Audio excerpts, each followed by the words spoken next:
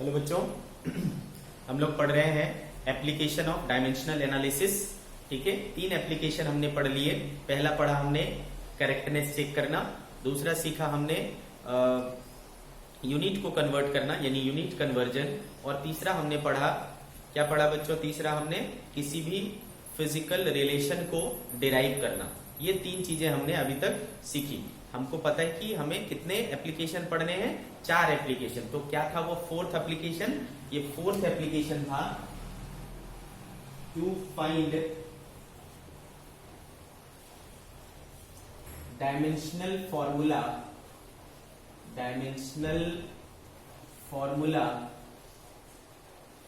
To find dimensional formula of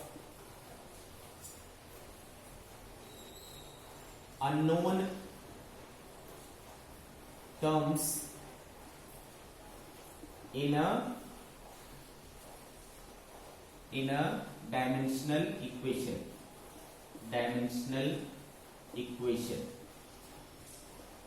अगर dimensional equation में किसी टर्म का डायमेंशनल फॉर्मूला आपको नहीं पता हो तो आप उसको क्या कर सकते हो?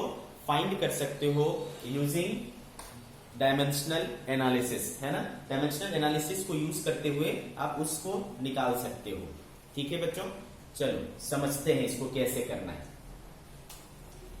एग्जाम्पल, इसको भी अपन क्या करेंगे बच्चों? एग्जाम्पल के थ्रू समझने की कोशिश करेंगे। ठीक है, चलो सपोज मैं लिखता हूं कि x बराबर a प्लस बी टी। ठीक है, x बराबर a प्लस बी टी ऐसा लिखा हुआ है।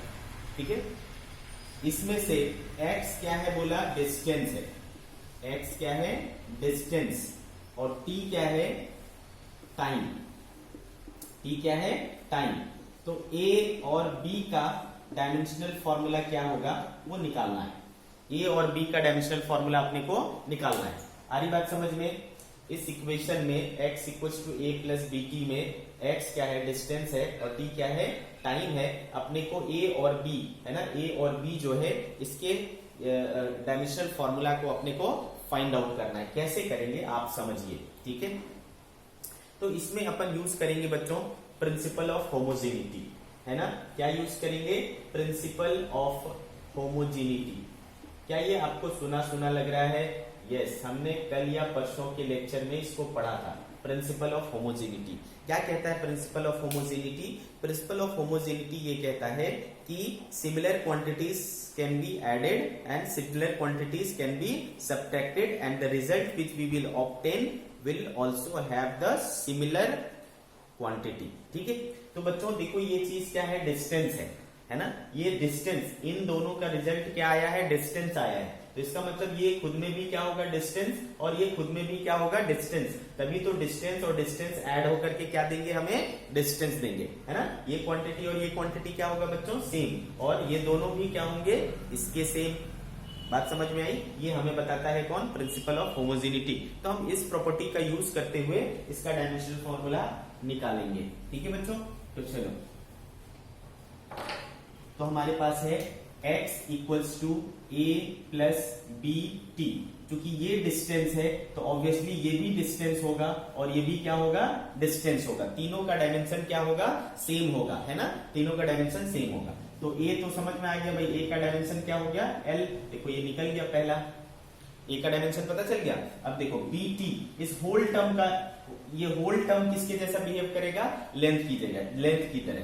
तो b और t जो है वो लेंथ की तरह बिहेव करेगा। तो b बराबर क्या हो गया भाई? l by T. ये t नीचे जाएगा, हमको b चाहिए ना। तो b बराबर क्या हो गया? l by T. तो l t माइनस 1, है ना। तो b का डायमेंशनल फॉर्मूला क्या हो गया? l t minus 1। ये देखो मुझे a और b का पता चल गया। क्लियर है बच्चों? a और b का पता चल गया क्या होगा डायमेंशनल फॉर्मूला। अंडरस्टूड?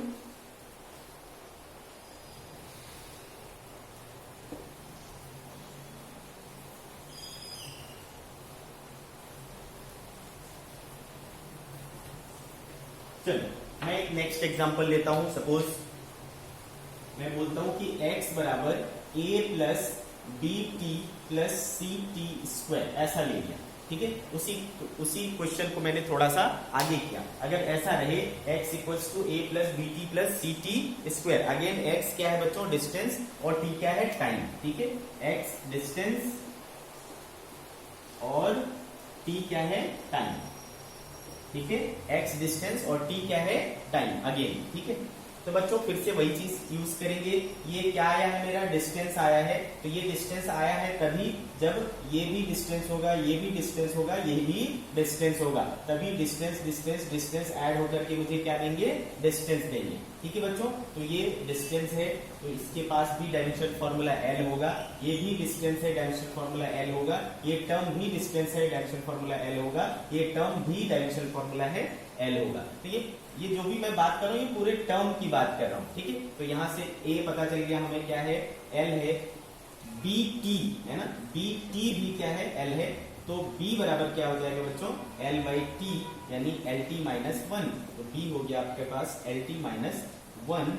ठीक है, a का पता चल गया, b का पता चल गया, c के लिए क्या करेंगे बच्चों, ये देखो सी टी स्क्वायर है ना, तो सी टी स्क्वायर भी किसके पास क्या होगा, l होगा, तो c बराबर क्या हो जाएगा बच्चों, l बाई टी स्क्वायर, तो c बराबर क्या हो गया, एल टी माइनस टू। तो देखो आपने क्या किया, a, b और c जो कि अननोन थे, उन सभी के आपने डायमेंशनल फॉर्मूले पता कर लिए, है ना। अगर आपसे कोई पूछता है कि a बताओ कौन सी क्वांटिटी है भाई, तो a कौन सी क्वांटिटी, लेंथ यानी डिस्टेंस, b कौन सी क्वांटिटी है, L t minus one. L t minus one किसका होता है बच्चों, स्पीड का, तो ये क्या है, स्पीड है।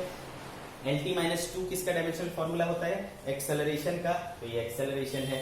इसका यूनिट पूछे तो लेंथ है बच्चा, मीटर होगा। इसका यूनिट पूछे लेंथ अपॉन टाइम है ना, तो मीटर पर सेकेंड हो जाएगा। इसका क्या हो जाएगा बच्चों, लेंथ का मीटर, टाइम का सेकेंड, मीटर पर सेकेंड स्क्वायर, है ना। तो इस तरीके से आप यूनिट, डायमेंशन सब चीज बता सकते हो। क्लियर है बच्चों।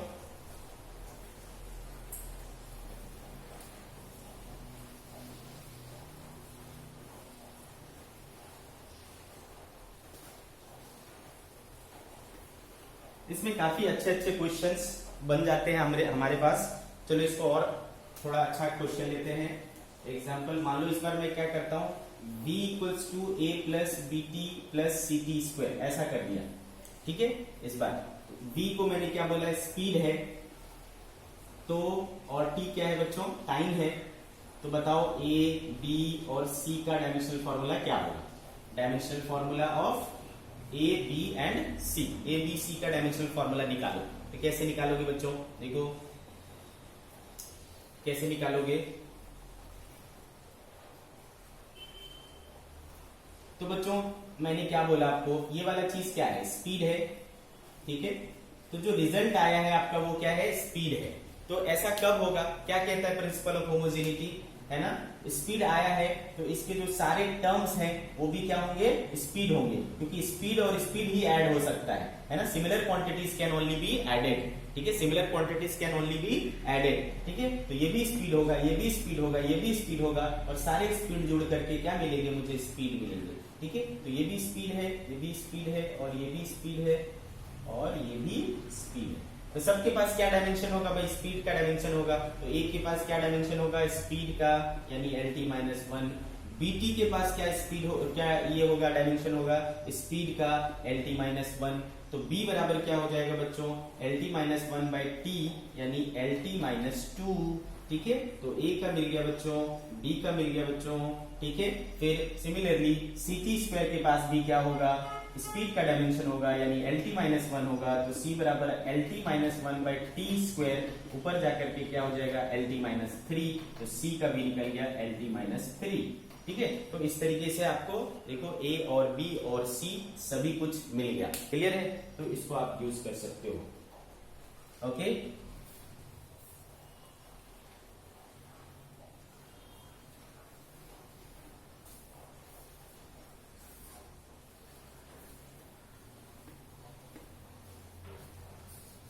नेक्स्ट देखो बच्चों,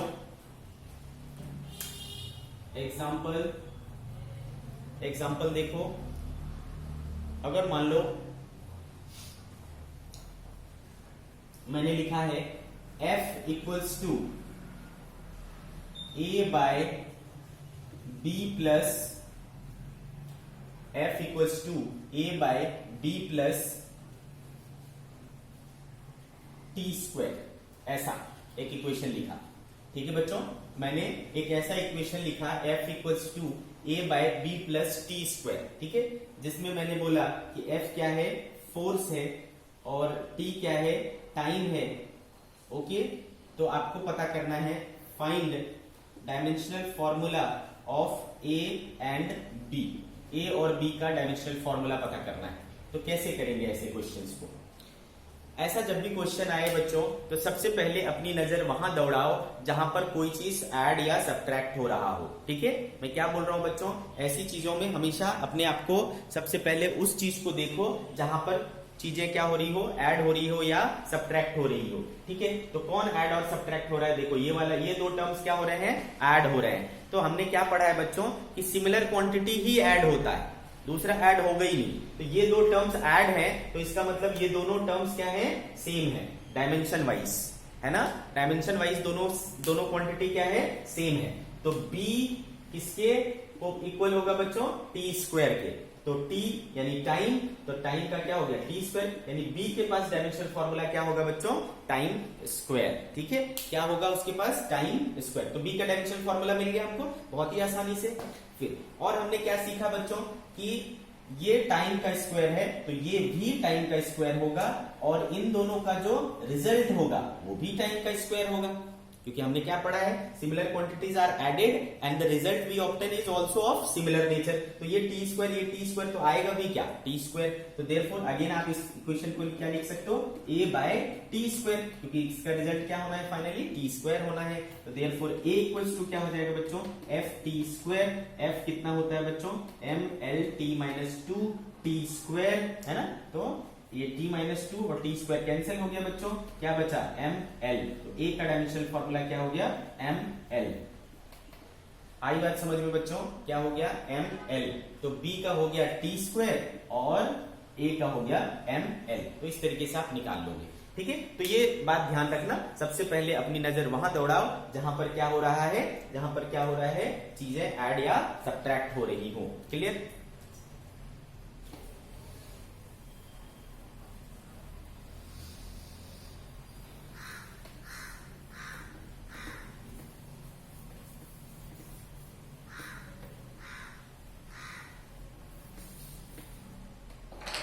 नाउ सी, अगर मान लो मैंने इस तरीके से लिया है P equals to a by b plus x। ठीक है, a by b plus x, ऐसा एक इक्वेशन लिया। ठीक है, जिसमें P क्या है बच्चों, प्रेशर, और x क्या है, लेंथ या डिस्टेंस। ठीक है, अब मुझे इसका क्या करना है, dimensional formula of a and b निकालना है। क्या करूंगा, dimensional formula of a and b निकालना है, क्या करूंगा सोचो।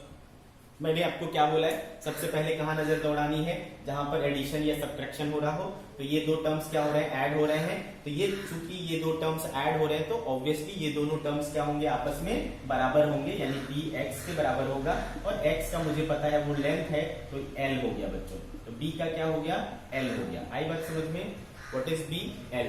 फिर हमने क्या बोला बच्चों, दोनों ऐड होकर के देगा भी क्या, वही देगा, है ना। लेंथ ऐड होकर के क्या देगा, लेंथ ही देगा। देयरफॉर p बराबर क्या हो जाएगा, a by L. Therefore a बराबर क्या हो जाएगा, p इंटू एल। याद करो प्रेशर का फॉर्मूला क्या होता है, प्रेशर का फॉर्मूला होता था ml minus one T minus to. याद है आपको प्रेशर का formula, force upon area ml t minus two upon L square. तो क्या आता था, ml minus one T minus two into L. ये l और ये l माइनस वन कैंसिल हो गया बच्चों, क्या बचा, mt minus two. This is the dimensional formula of a and this is the dimensional formula of b। तो आपको a और b दोनों के डायमेंशनल फॉर्मूला मिल गए। आई क्या बात समझ में बच्चों, आपको क्लियर है?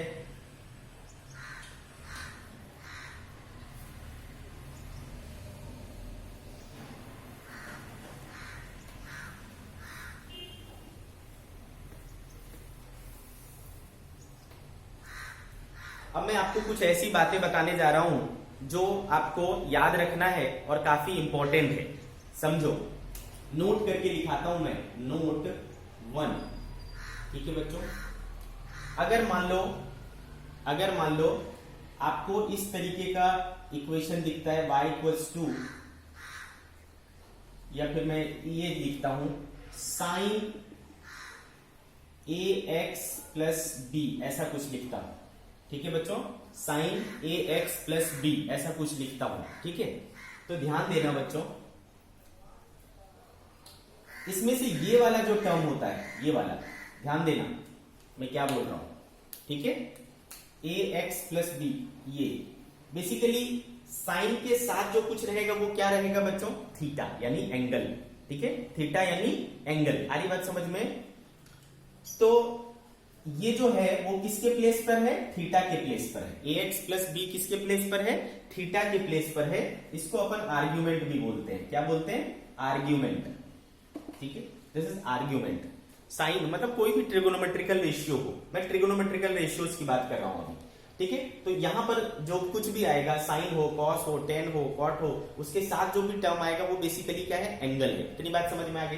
अच्छा याद करो, ये कौन सा एंगल है बच्चों, प्लेन एंगल है, ये भी ध्यान रहे, कौन सा एंगल है, प्लेन एंगल है। अच्छा क्या हमने प्लेन एंगल पढ़ा है, तो यस हमने प्लेन एंगल पढ़ा है। थीटा क्या होता था, length of arc upon radius होता था, length of arc upon radius, अच्छे से समझना बच्चा, ठीक है, length of arc upon radius होता है। तो लेंथ हुआ और रेडियस भी क्या हुआ बच्चों, लेंथ हुआ, रेडियस भी तो एक लेंथ ही होता है ना, तो लेंथ कैंसिल हो जाएगा, इसका डायमेंशन कुछ भी नहीं आया बच्चों, है ना, ये क्या हो गया, 1 हो गया, 1 हो गया, तो इसको मैं क्या लिख सकता हूं, m0 l0 t0, समझते हो क्या, क्योंकि किसी भी चीज पर पावर 0 क्या देता है आपको, 1 देता है ना बच्चों, किसी भी चीज पर पावर 0 का मतलब 1 होता है। तो देखो ना तो इस पर मास का कोई डायमेंशन है, इसी को तो डायमेंशन कहते हैं, तो पावर को ही तो डायमेंशन कहते हैं। तो बताओ इस पर कोई डायमेंशन है क्या, नहीं है, इस पर कोई डायमेंशन है क्या, नहीं है।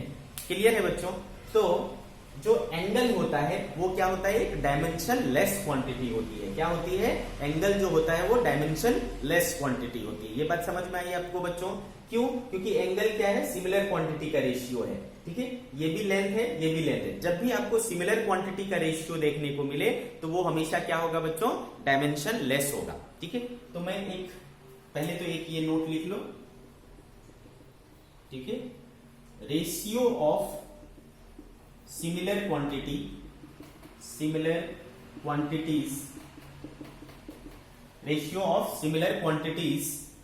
is always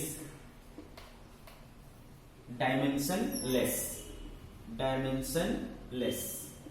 ठीक है बच्चों, इसको याद रखना है, ratio of similar quantities is always dimensionless. Example कौन कौन हो गया बच्चों, एंगल, एक तो देखिए आपने एंगल है ना, एंगल, दूसरा आप पढ़ोगे बच्चों,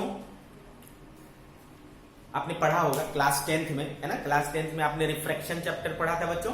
रिफ्रैक्शन चैप्टर में आपने पढ़ा होगा रिफ्रैक्टिव इंडेक्स, याद है आपको, रिफ्रैक्टिव इंडेक्स।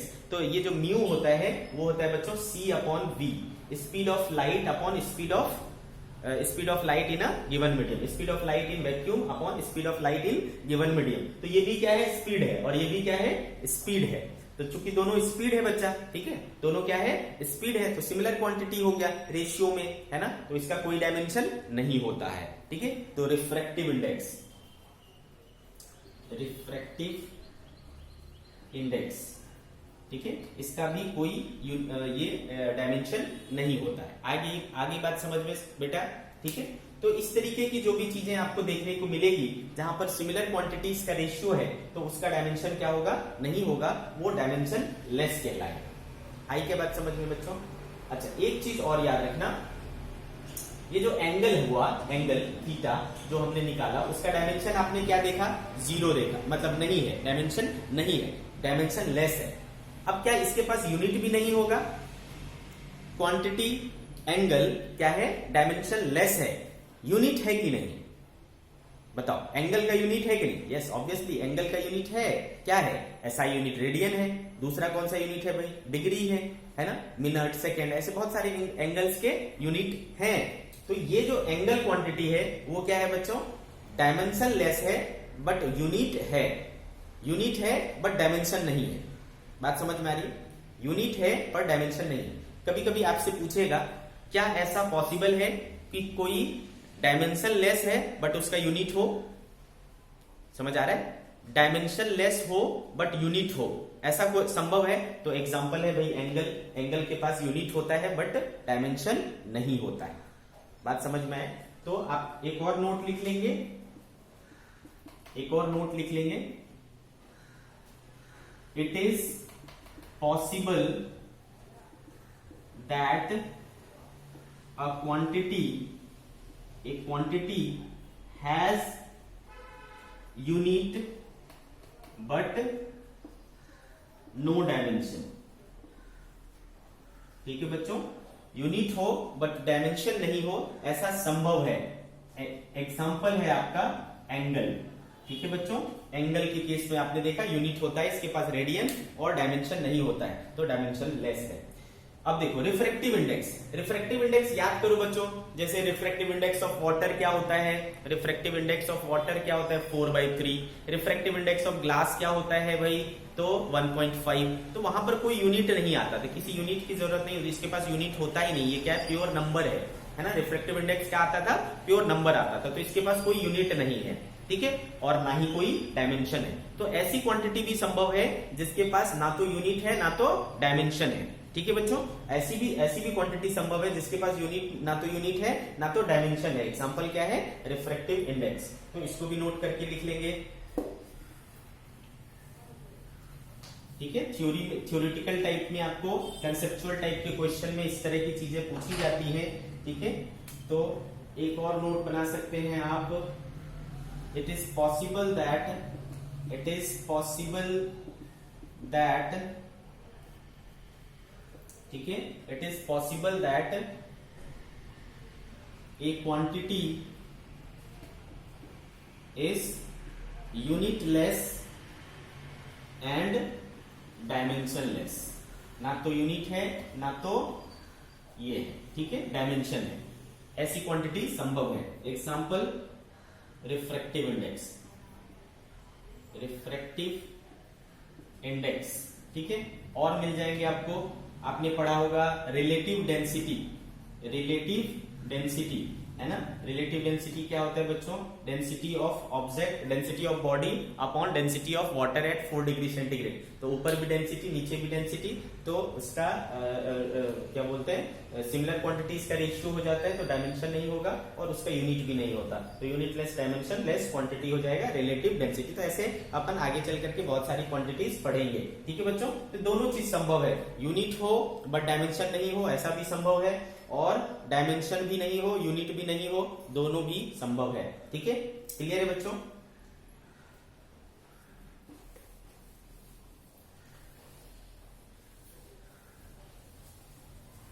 तो मैंने अभी क्या देखा, हमने क्या देखा अभी कि एंगल जो होता है वो डायमेंशन लेस होता है। ठीक है बच्चों, एंगल जो होता है वो क्या होता है, डायमेंशन लेस होता है। ठीक है, अब देखो,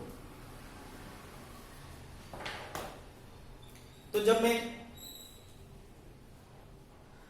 कोई ट्रिगोनोमेट्रिकल रेशियो लिखता हूं, जैसे कि साइन थीटा, ठीक है, तो इसके प्लेस पर या तो डायरेक्टली थीटा रहेगा या कुछ और टर्म्स हो सकते हैं। ठीक है, जैसे कि मान लो ऐसा लिखा हुआ है ax+b, तो ये वाला टर्म जो है वो किसके प्लेस पर है, एंगल के प्लेस पर है ना। ये जो है वो किसके प्लेस पर है, एंगल के प्लेस पर है, और एंगल क्या होता है, डायमेंशन लेस होता है, तो इस टर्म को क्या होना पड़ेगा, डायमेंशन लेस होना पड़ेगा, चाहे यहां पर कुछ भी हो, चाहे कुछ भी गिवन हो, वहां पर कुछ भी रिटर्न हो, कुछ भी लिखा हुआ हो, उसको डायमेंशन लेस होना ही पड़ेगा, यानी m0 l0 t0 के बराबर होना पड़ेगा, यानी 1 के बराबर होना पड़ेगा। ठीक है, तो ये इंपॉर्टेंट बात है कि, और मैंने इसको क्या बोला बच्चों, इसको क्या बोलते हैं, आर्ग्यूमेंट। ठीक है, आर्ग्यूमेंट।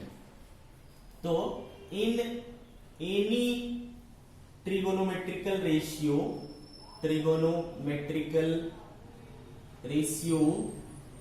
ठीक है, in any trigonometrical ratio argument is dimensionless.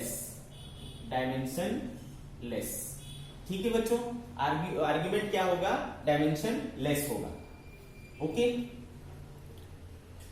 Clear है बच्चों? तो इसका देखो क्या यूज कर सकते हैं, कैसे यूज कर सकते हैं। फॉर एग्जाम्पल अगर मैं लिखता हूं कि साइन बी एक्स, ऐसा लिखा मैंने। क्या लिखा मैंने? Sine b x. और मैं कहता हूं कि बी का डायमेंशन क्या होगा, बी का डायमेंशन क्या होगा। तो हमको एक चीज पता है बच्चों कि ये जो बी एक्स है वो एंगल के प्लेस पर है और उसको क्या होना पड़ेगा, डायमेंशन लेस होना पड़ेगा, यानी इसका क्या होगा, 1 होगा। ठीक है, तो b बराबर क्या हो जाएगा बच्चों, 1/x, और x मान लो क्या है, डिस्टेंस है, तो 1 क्या हो जाएगा बच्चों, l, यानी इसका डायमेंशन फॉर्मूला क्या हो जाएगा, l-1। ठीक है, तो इस तरीके से इसको यूज करेंगे। तो यहां जो कुछ भी टर्म होगा बच्चों वो क्या हो जाएगा, डायमेंशन लेस हो जाएगा। क्लियर है बच्चों, वो क्या हो जाएगा, डायमेंशन लेस हो जाएगा। अच्छे से समझ में आ रहा है? अच्छा, इसके बदले मान लो मैंने ऐसा लिखा ax प्लस बी, ठीक है, ऐसा लिखा ax प्लस बी। तो अब मान लो मुझे निकालना है a और b का डायमेंशन क्या है, dimensional formula of a and b। फिर क्या करोगे बच्चों, तो देखो ये होल टर्म क्या है, ये होल टर्म क्या है, डायमेंशन लेस, यानी ax प्लस b को क्या होना है, डायमेंशन लेस होना है। ठीक है, तो ये ऐसा तभी संभव है ना बच्चा, रिजल्ट को डायमेंशन लेस होना है, रिजल्ट को डायमेंशन लेस होना है, तो इसको भी डायमेंशन लेस होना पड़ेगा और इसको भी डायमेंशन लेस होना पड़ेगा, तभी तो डायमेंशन लेस तो भी ये फाइनल भी क्या आएगा, डायमेंशन लेस आएगा। क्लियर है? तो ये टर्म अपने आप में डायमेंशन लेस होगा, ये टर्म अपने आप में डायमेंशन लेस होगा, तभी ये होल टर्म्स भी क्या होगा, डायमेंशन लेस होगा। तो यानी ax जो है वो भी 1 के बराबर होगा और b जो है वो भी 1 के बराबर होगा। ठीक है, यानी a बराबर क्या हो गया, 1/x हो गया, 1/l हो गया, यानी l-1 हो गया, और b 1 हो गया, यानी m0 l0 t0 हो गया। ठीक है, m0 l0 t हो गया, मतलब b जो है वो डायमेंशन लेस है और a के पास l-1 है। क्लियर है बच्चों, अच्छे से समझ में आया? या फिर मैं एक और एग्जांपल ले सकता हूं, मान लो मैंने लिखा 10ax प्लस bt, ऐसा लिखा 10ax प्लस bt लिखा और a और b का डायमेंशन निकालना है। तो मैंने क्या बोला बच्चों, ये होल टर्म क्या है, डायमेंशन लेस, और इंडिविजुअल टर्म्स भी क्या होंगे, डायमेंशन लेस होंगे, यानी 1 होंगे। तो ax खुद में क्या होगा, 1 होगा, तो a बराबर क्या हो जाएगा बच्चों, 1/x, यानी 1/l, यानी l-1। ठीक है, सिमिलरली bt भी क्या होगा, डायमेंशन लेस होगा, यानी 1 होगा, तो b बराबर क्या हो जाएगा, 1/t हो जाएगा, यानी t-1 हो जाएगा। तो देखो a और b हमें दोनों मिल गया। तो इस तरीके से आप इसको यूज कर सकते हो। बात समझ में आई? जो आर्ग्यूमेंट होगा वो क्या होगा, डायमेंशन लेस होगा। अच्छे से समझा? चलो, तो ये बात अपने को समझ में आ गई।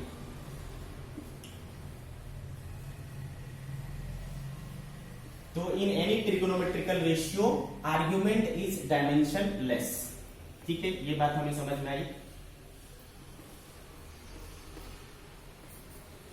अब देखो बेटा, अगर मैं बोलता हूं किसी भी ट्रिगोनोमेट्रिकल रेशियो को लो, साइन थीटा, याद करो बच्चा साइन थीटा क्या होता है, परपेंडिकुलर अपॉन हाइपोटेनियस होता है कि नहीं, परपेंडिकुलर अपॉन हाइपोटेनियस है ना। ये अगर इस तरीके से है, ये थीटा है बच्चों, ये परपेंडिकुलर, ये बेस और ये हाइपोटेनियस, तो ये परपेंडिकुलर और हाइपोटेनियस का रेशियो क्या होता है, साइन थीटा होता है। या कोई भी ट्रिगोनोमेट्रिकल रेशियो लेंगे तो किसी भी दो साइड का रेशियो होता है। तो बताओ, जो परपेंडिकुलर है वो भी क्या है, लेंथ है, और जो हाइपोटेनियस है वो भी क्या है, लेंथ है। तो क्या ये सिमिलर क्वांटिटी का रेशियो हुआ बेटा, सिमिलर क्वांटिटी का रेशियो हुआ, तो ये भी क्या होगा, डायमेंशन लेस होगा। तो कोई भी ट्रिगोनोमेट्रिकल रेशियो क्या होता है, डायमेंशन लेस होता है।